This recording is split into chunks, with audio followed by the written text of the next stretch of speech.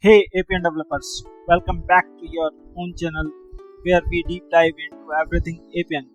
I am Sachin Raghav and today we are going to explore how to build a multilingual app with Appian's translation set.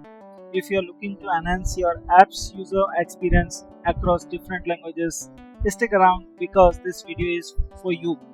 Let's get started.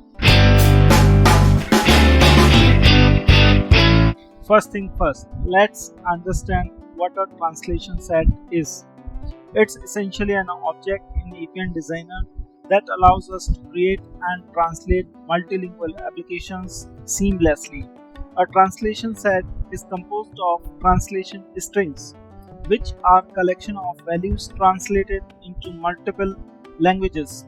These strings can be used in interfaces and expression rules throughout the application, ensuring end users get the best experience in their preferred language.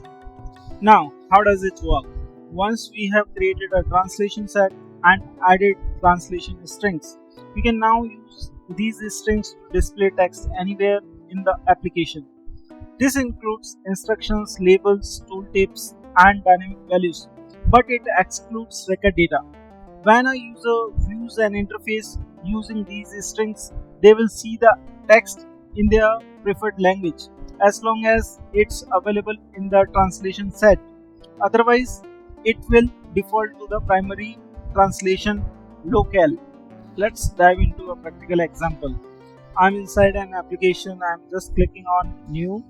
Here I can see the option for translation set, but if we are going to create translation set from here, we will not get any set of strings which we want to translate. So it will be an empty translation set where we need to add translations for default language as well as other languages. For this demo purpose, I have created this booking summary screen where we can create any translation set by clicking on this icon. Once we click on it, it will pop up with an option where we can select existing translation set, or we can just go ahead with a new translation set. First of all, we need to put a name and then we can just pass translation locales, but we have to select the default one. As we discussed earlier, everything will be overridden to default locale if the string is not present in any of the other language for that particular user locale. So once you are done with it, you can just click on the button and then we have option to save the security settings as well. Once we click on it, it will pop up with the translations. So it is putting all the field name values for the primary language, and here you can see some dummy options like fixed and other. So these functions are being used on the backend, but by default Appian is not able to locate that. So I just removed all the unnecessary strings and click on generate.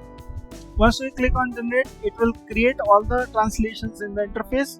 We can just navigate to the expression mode and see all the translations for that particular translation set being enrolled into the expressions. Here we can see the code is being changed, and now we can navigate to the translation set. Here you can see that all the strings are available. We can create new strings using add new string, but we have to enter all the data manually. Instead of this, we are just going with the export option. Export, it will give you an Excel sheet where you will have all the field names with the UUID and other fields are empty. I already created this translation set, so I am just copy pasting that here. So this is done. Now I am going to upload this into our translation set, and here you have like import option which we can use to import this.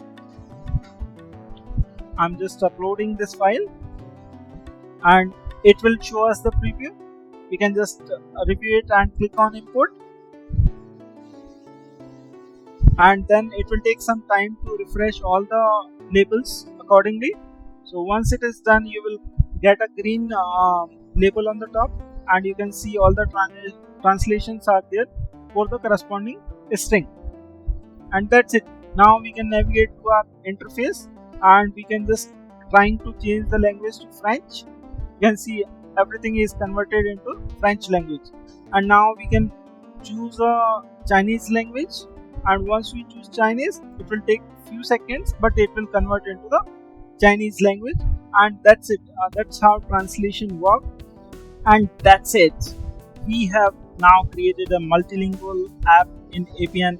If you found this tutorial helpful and you are excited to expand your Appian skills, make sure to subscribe to the channel and hit the bell icon so you don't miss any of my upcoming videos.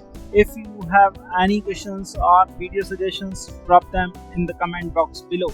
Thanks for watching and see you next time. Before we go, here's a quick tip. Always test your translations with native speakers to ensure accuracy and cultural relevance. And remember, a well translated app can significantly boost user satisfaction and engagement.